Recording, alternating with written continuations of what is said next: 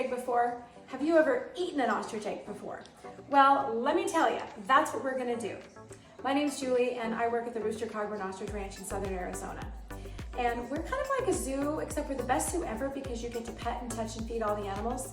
But in addition to that, we have ostrich eggs that you can purchase to eat with. Let's show you how to get in them. You don't need a hammer or anything special to get into these ostrich eggs. Here's what you're gonna need. You're gonna need a bowl, you're gonna need a butter knife, the other end of the butter knife, the heavy end, and you're gonna need a chopstick. That's what I use. You're also gonna need a red Solo cup, and you're gonna need either a whisk or I like to use my immersion blender.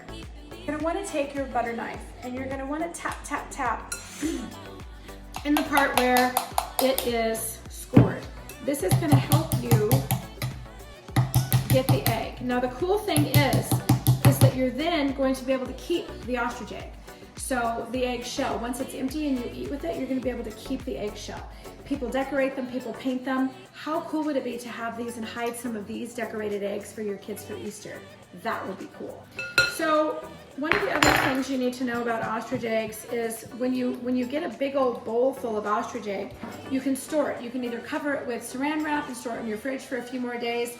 These ostrich eggs, before you break into them, will last in your fridge for a good month. All right, you're gonna take your chopstick. Now, I don't know if you can see this, but there's a membrane in there, and the membrane is just like a chicken egg membrane. It's just a little thicker. So you're gonna take your chopstick and poke it down in there. Now, you're going to start scrambling it inside the shell because that's really the only way to get it out of the shell is to scramble it.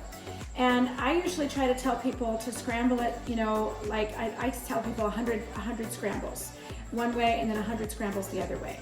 So if you think you're done scrambling, keep scrambling a little more because it takes a lot to get it out of here. All right, let's give this a try. Here's what you do. You're gonna go upside down and it gets messy.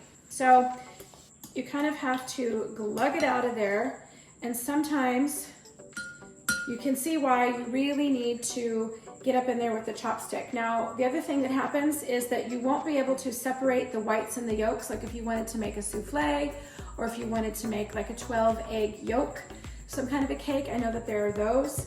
You're not gonna be able to do that. You would have to crack the whole egg open and then you wouldn't have the egg. So what I do is I like to get it to this point. So the next step, what I do is I will take this egg and I'm gonna set it over like a cup, any sort of a plastic cup, any sort of a red Solo cup or anything like that so that it can kind of keep dripping. Now at this point, you can either use a whisk. I have a whisk in here with my recipe for the chili rellenos.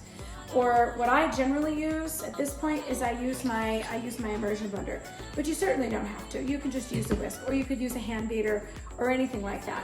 It's just something to get them beaten up. Now, if you want to keep them covered like this after you beat your eggs, you can cover it with saran wrap and keep it in your refrigerator for a few days. You could use part of it for breakfast and then save part of it.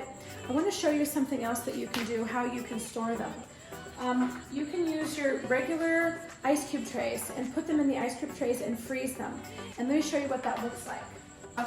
This is 24 of the little ice cubes. They are 24 ostrich egg ice cubes.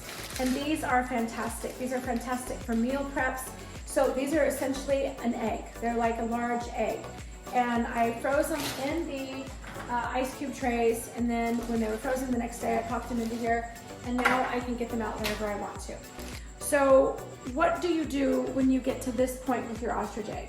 So from here, it's been dripping, okay, in your cup, and then I usually squirt a little bit of my dishwashing liquid down in there, and then I just run hot water and I just rinse it. It's any kind of cleanser. It doesn't have to be straight Clorox, just like a countertop cleanser.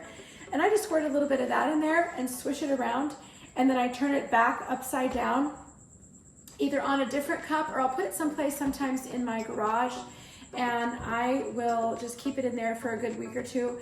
It's a little chilly now, so it's gonna take a little bit longer to sort of cure or just dry out so that you don't have, you know, anything odd smelling in your house. So this will just be completely cured and beautiful and ready for kids to paint or color, or I'm really thinking I'm gonna do some Easter eggs.